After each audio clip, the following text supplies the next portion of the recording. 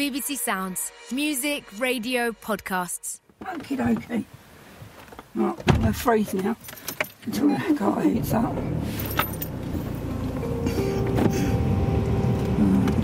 Is Mary to go into a club? No, she won't be going to the club tonight. She's not well enough. Okay. Does that mean go on my bike? I suppose so. Okay. Granny doesn't want me going on it. I know he doesn't. I'll come out with you. Alright. Julia is driving her 13-year-old granddaughter, Ruby, to school. I've got science, history, maths, PE and English.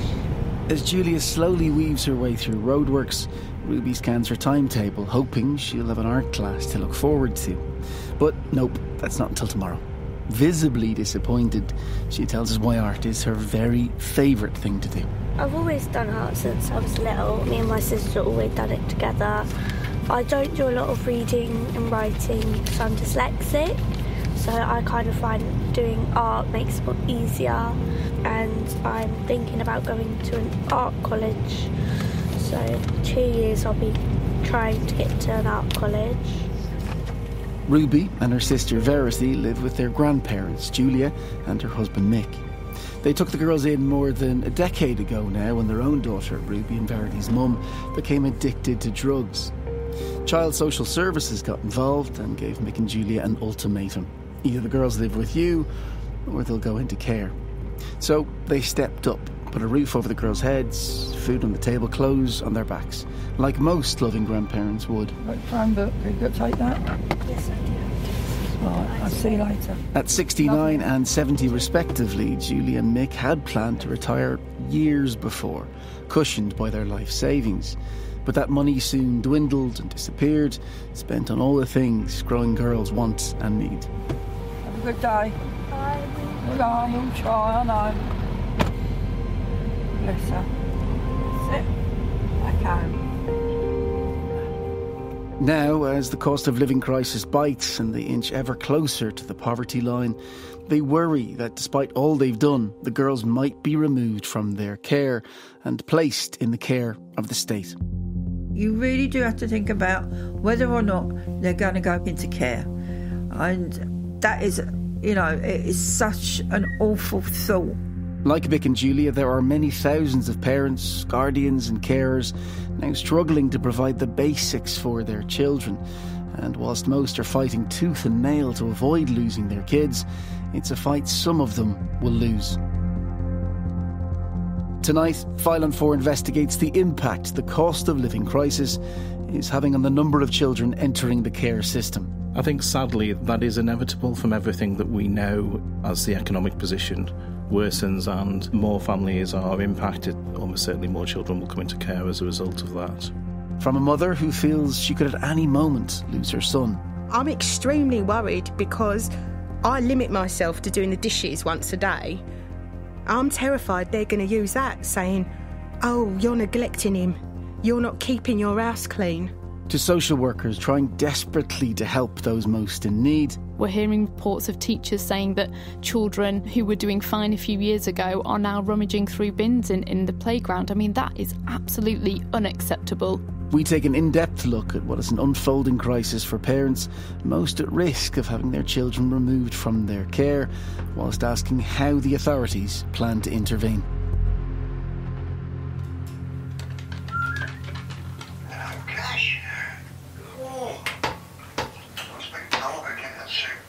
That's Cash, a rusty brown grey-feathered parrot who, you'll probably have noticed, has a Cockney accent.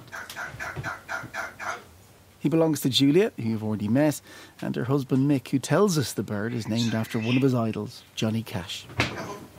There's even a painting of the country music legend hanging a touch lopsided on the sitting room wall. Cash! Together, they live in West Sussex in the seaside town of Littlehampton on the south coast in a single-storey bungalow that's painted slate grey with white window frames. On the first day I was due to meet them, I came down with a mild case of COVID, so we spoke over Zoom instead. Sorry I couldn't make it down, but obviously... Slightly cramped, the pair huddle together on their couch, squinting at the laptop camera. Julia, with short grey hair that sways along the collar of a check-pattern cardigan, she tugs on nervously, then draws closed whenever she speaks. And Mick, with tinted reading glasses that cast shadows over long, deep wrinkles, a Hawaiian-style short-sleeve shirt, and a tattoo tapestry that starts on the top of his chest and spills down both arms. You've got to stop being grandparents and be parents. Exactly. That's what happens. You're not grandparents anymore. You become a parent again. What's the difference? Oh, it's a big difference, because grandparents, you spoil them rotten.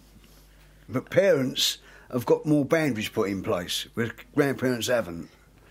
And we wasn't putting boundaries in. We was literally spoiling them with everything, trying to make up for their loss. It doesn't work. It doesn't work. Because all they want is to be safe and be loved. They tell me it was all a bit of a shock to the system, parenting infants, when they thought all of that was behind them. And whilst they grew to become a close-knit, loving family unit, Mick tells me why it was so hard at first. We lost a little boy at 2.5, 40 years ago. I never actually got close to my other children. So I never actually got too close to my girls. All of them, really. I was too frightened in case something else happened. But when Verity came along, I got this bonding, which I didn't really want, but it just happened. I put her cot next to my bed. I was to make sure she's breathing like a new father does. Then I carried her everywhere I went. I carried her, and I've been like that ever since growing up. So you're constantly worrying about that. She's safe, she's going to get everything she wants or everything she needs. As grandparents and blood relatives to the girls, they fall under the category of kinship carers as opposed to foster carers. One of the conditions of being granted that status by social services was that at least one of them would have to care for the girls on a full-time basis. So Julie had no choice but to pack in a well-paid job. And ever since, they've struggled financially. Now, they had been keeping their heads above water, but the recent surge in food, fuel and energy prices has left them in dire financial straits. Today, they rely on benefits, their state pensions plus a £1,200 special guardianship allowance, which, much to their annoyance, amounts to significantly less than what foster carers are paid for what is, in their view, the very same level of responsibility and care. A £7,000 bank loan and £6,000 with credit card debt isn't helping matters, obviously, but Mick sees those cards as a necessary evil, the only thing that stands between them and a complete collapse into abject poverty. I've got about 20 credit cards, and we use them, we switch them around left, right and centre, but I don't abuse these credit cards. They're not all in use. I use them for what I need to use them for, then I'll pay them. What's worrying me if I get into a situation where I actually screw up my own system on my own credit cards. Now I'm in trouble. Big trouble. That's it. Now, that can only take me down one road, really. Mick and Julia go on to tell me they also worry about what the future holds for them and the girls. If the debts mount up, the money runs dry, and they simply can't afford to provide for them anymore, what then? It is something that we do think about. We worry about. And we do worry about. We always worry that they might be taking off us. But I'll be dead first. You know, it's over our dead bodies, really. It won't happen. I would not give these kids up. And if it came to it, you know, where we got to the point where we thought we may have to give them up because we can't afford to keep them, then we would definitely starve ourselves before we gave up them children. But then again, how long could we continue to live like that? And if you can't look after them, then you do have to think about it. You really do have to think about whether or not they're going to go into care. And that is, you know, it is such an awful thought. But like almost all crises, the one they and many other families are now living through is rooted firmly in the not-so-distant past. Devora, how far away from the mic are you there? a fair distance. I'm slightly off to one side. Is that better? Devara Bennett is a PhD researcher at the University of Liverpool. She and her team carried out a forensic examination of the relationship between poverty and child removal in England, and in doing so made a stark discovery. The key finding is that the rise in child poverty between 2015 and 2020 led to more children being removed from their family home and taken into local authority care. And these are not small numbers. We're talking about an additional 10,000 children entering care than would have been anticipated if child poverty rates had remained constant. So that is huge. Devara pinpoints a variety of reasons for the increase. Chief among them, a raft of welfare cuts made since austerity measures were introduced, and the knock-on effect that had in relation to the number of children living in poverty. Today, in the UK, that stands at approximately 1 child in every 3. And whilst child removal rates are highest in the poorest parts of England, Devara points out that poverty alone is rarely the sole reason for a child being taken into care. Instead, poverty sparks something of a chain reaction that can, and often does, lead otherwise loving parents down dark paths. Poverty, we know, affects parents' ability to provide the basics for their children. But more than this, poverty subjects families to toxic stress in their everyday lives. Those stresses can cluster together with poverty to produce even worse outcomes. So you get parents burning out. You have parents really struggling to parent in the way that they would like. It's very clear from the data that for each step increase in deprivation, you get an increase in the risk of children being taken into care. And now it seems that risk factor is higher than ever. Under Section 17 of the Children Act, parents and guardians struggling to provide for children in their care can apply for financial assistance and other types of help through what's known as a Section 17 request. File on 4 has sent freedom of information requests to 152 councils across England to find out how much they've spent through Section 17 over the past 5 years. Just under half of the local authorities replied, and based on data from the first half of this financial year, they're on course to spend almost £40 million. Now that's more than at any other time across the years we asked about. It serves as a snapshot of the overall demand being heaped on the social care system. I think it tells us that social workers are managing the unmanageable. Rebekah Pierre is a professional officer at the British Association of Social Workers. And when we speak, she seems shocked and appalled by what her colleagues and families in need now face because of the cost of living crisis. Before, families could be, relatively self-sufficient or could reach out to friends, family, the community, the state for support. When all of those services have been kind of wiped out, almost like a domino effect, social workers are having to be the be-all and end-all to communities, and we're seeing families who are in drastic need. We're hearing reports of teachers saying that children who were doing fine a few years ago are now rummaging through bins in the playground. I mean, that is absolutely unacceptable in modern-day Britain.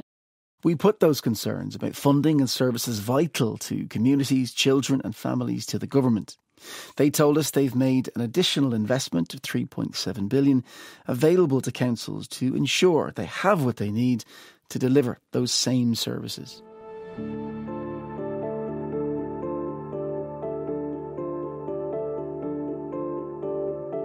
To get an even clearer picture of the direct impact the current crisis is having on households, we asked a frontline social worker who works with struggling families and their children to record an audio diary.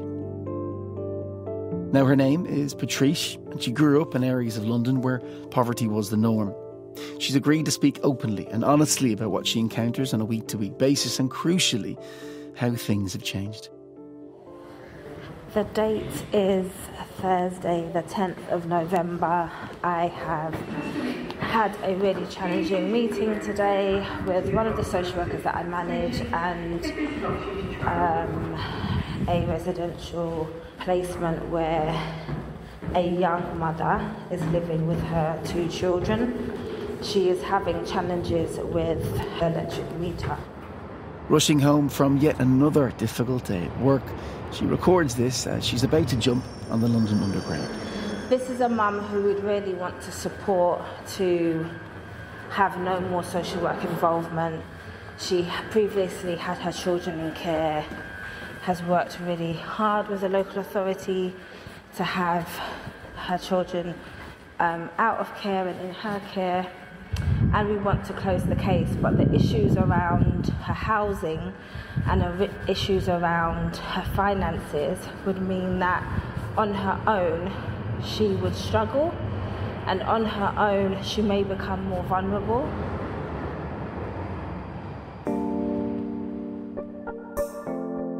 In many cases, those Section 17 requests I mentioned earlier lead to an assessment of the family's circumstances, what they need to get by in the short to medium term, and so on.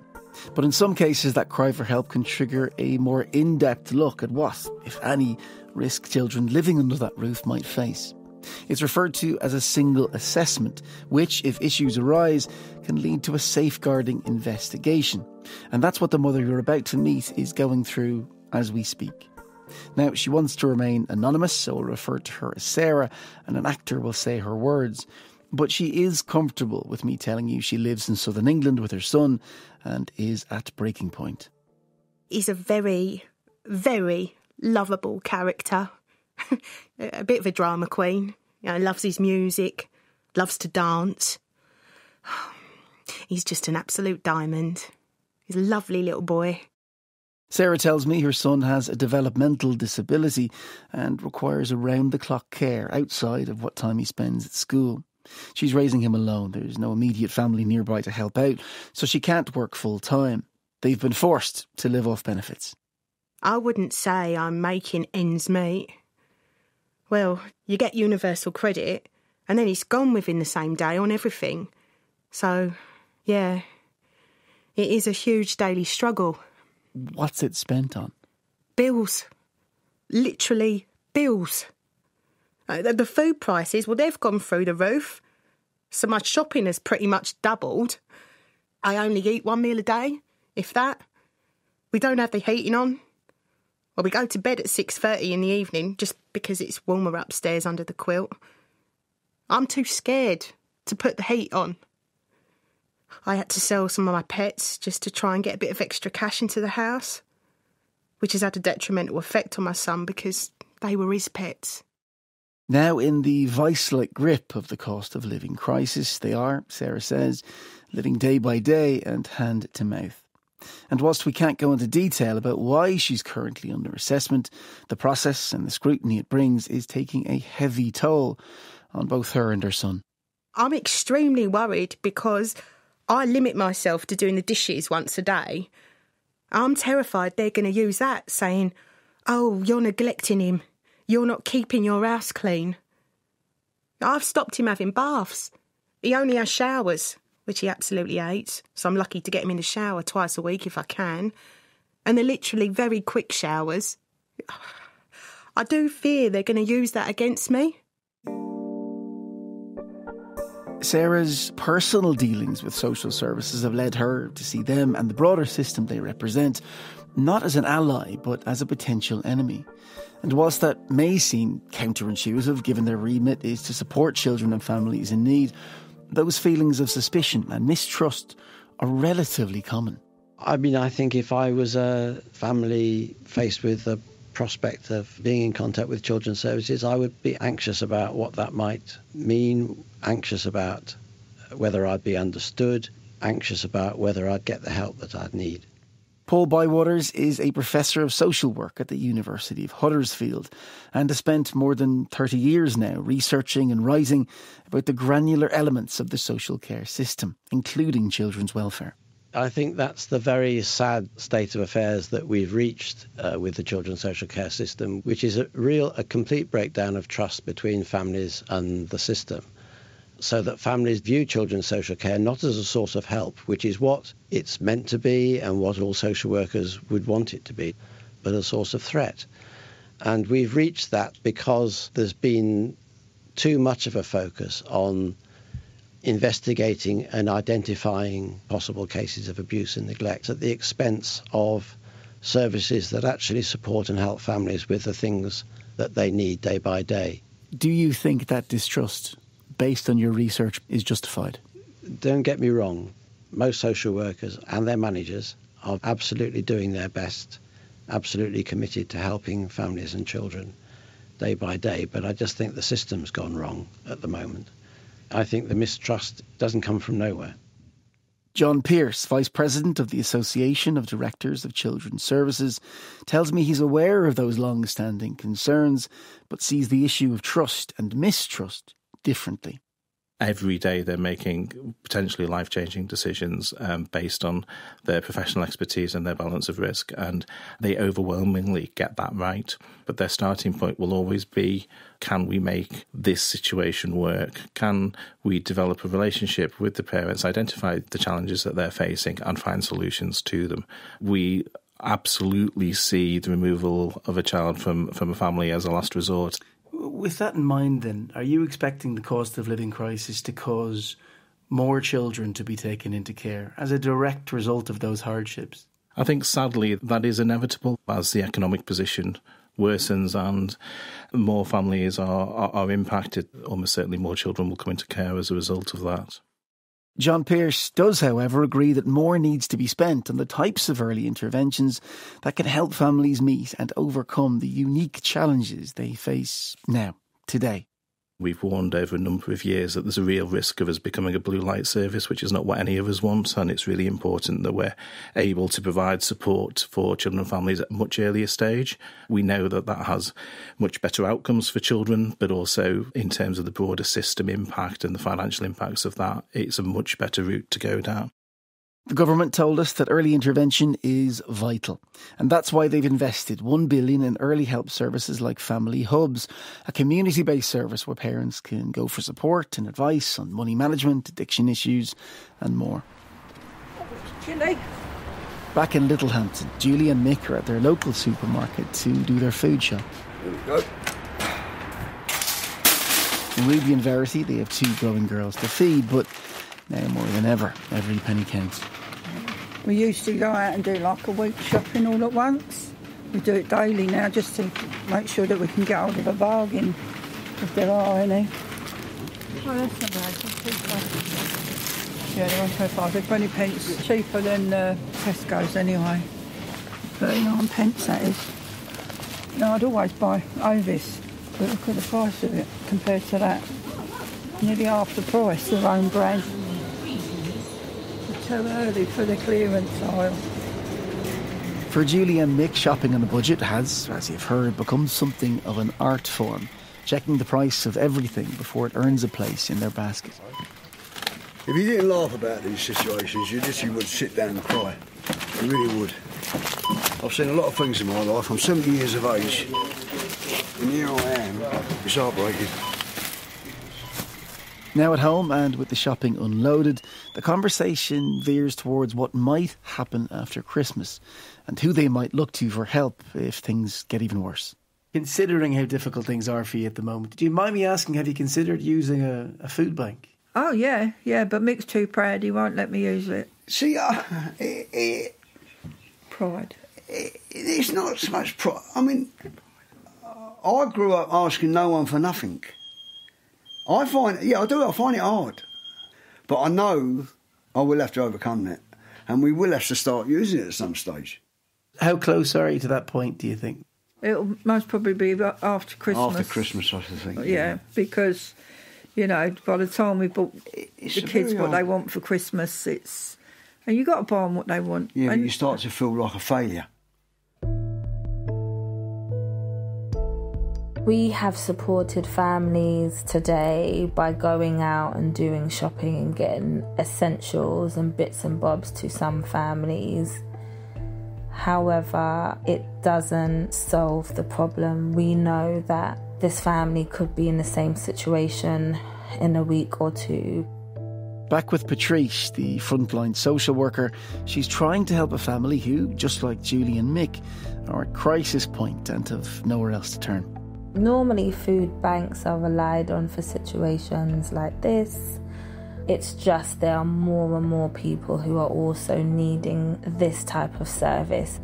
I am seeing more families who are working and who are professionals actually needing additional support because they can't make ends meet.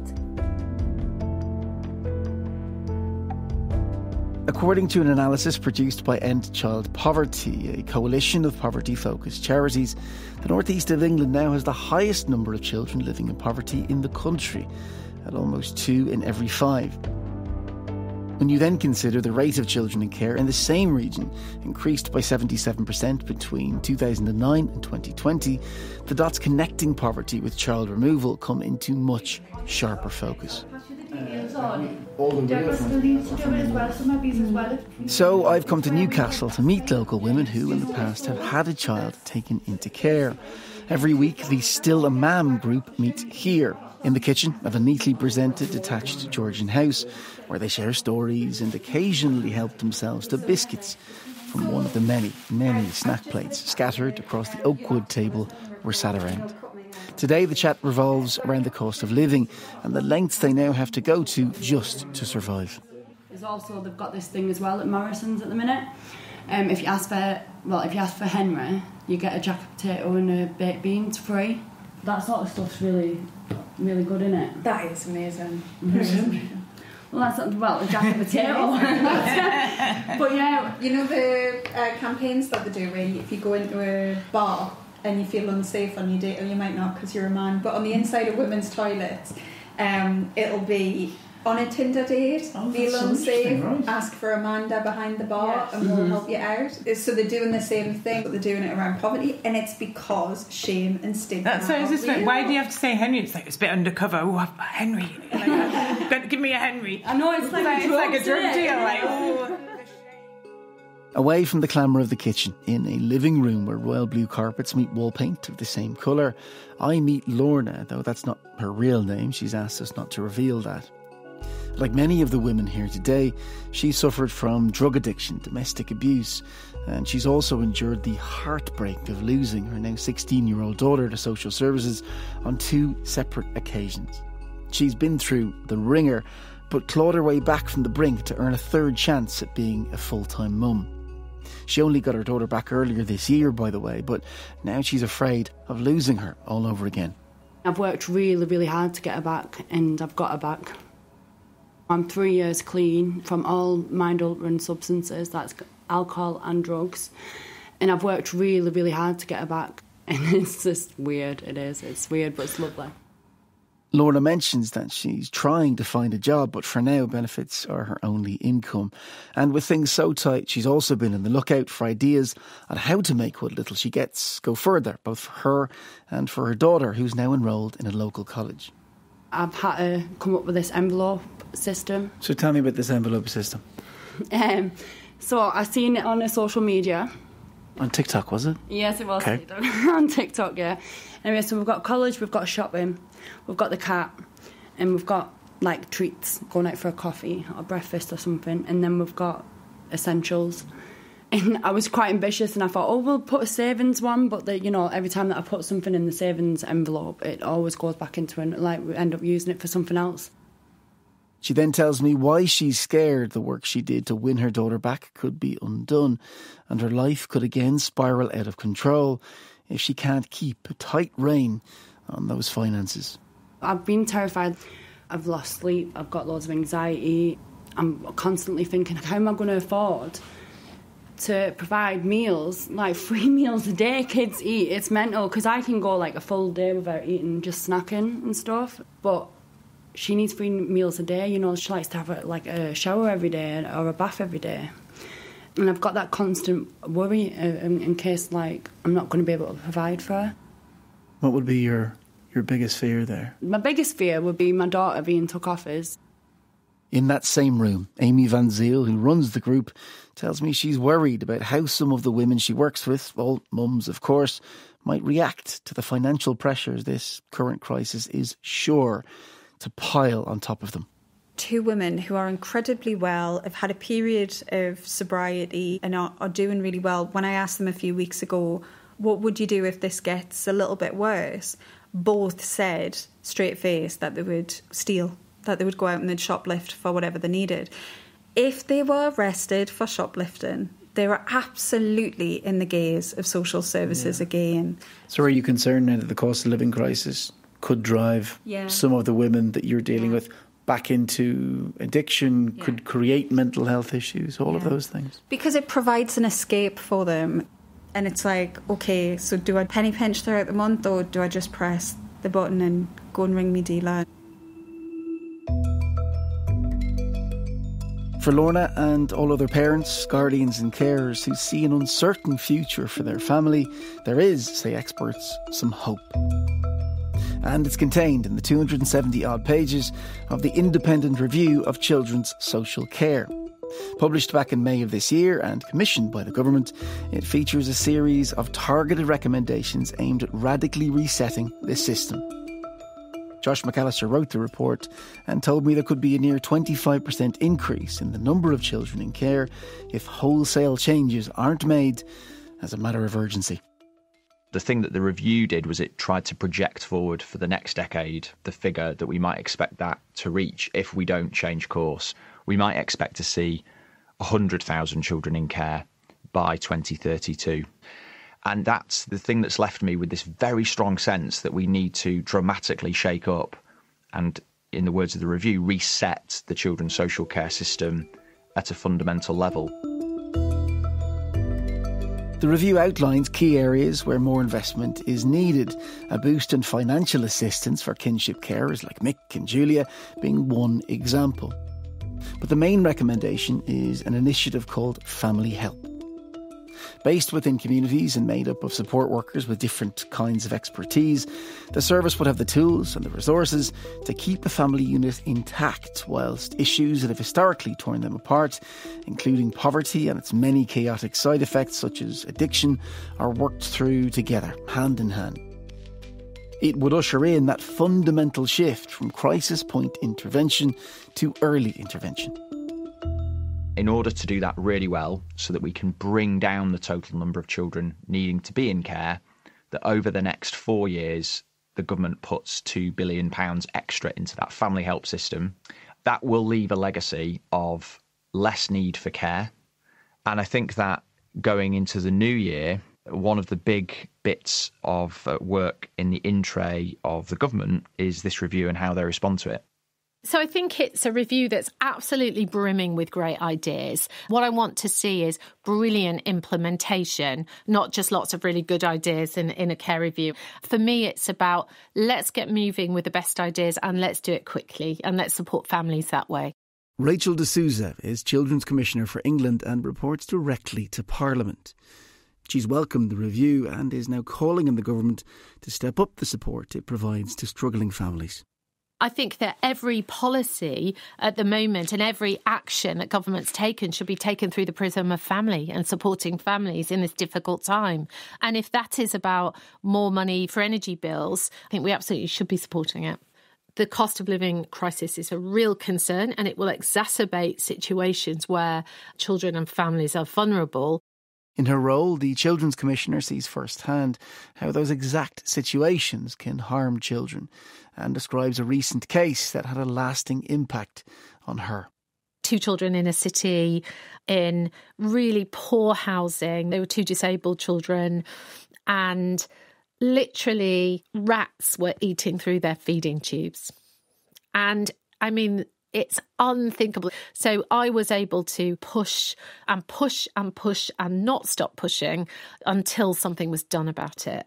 Now, that perhaps shows you that we're seeing particular groups of children really suffering and talking to us about their situation.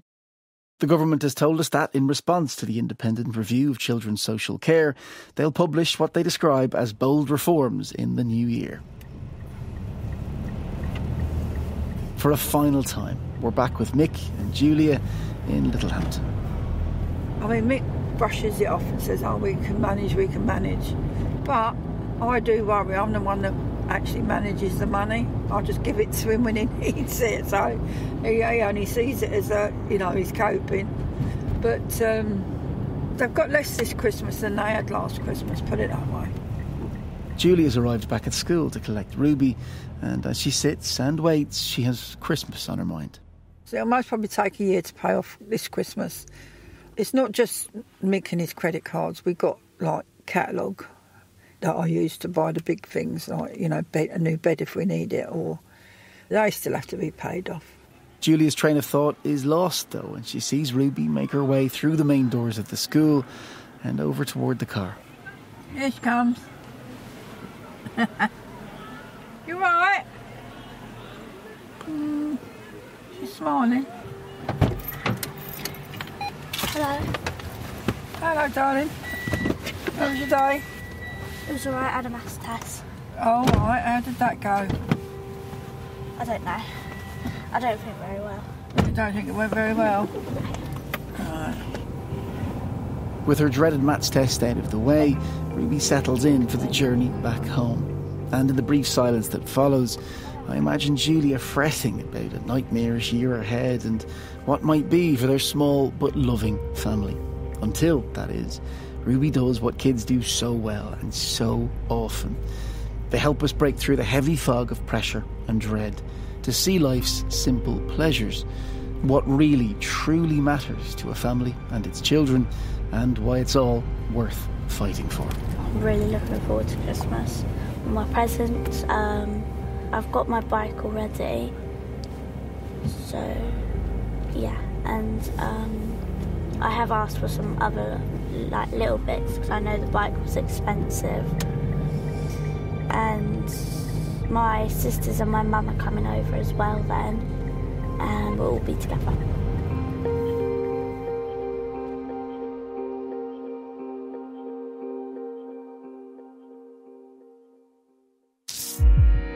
BBC Sounds. Music, radio, podcasts.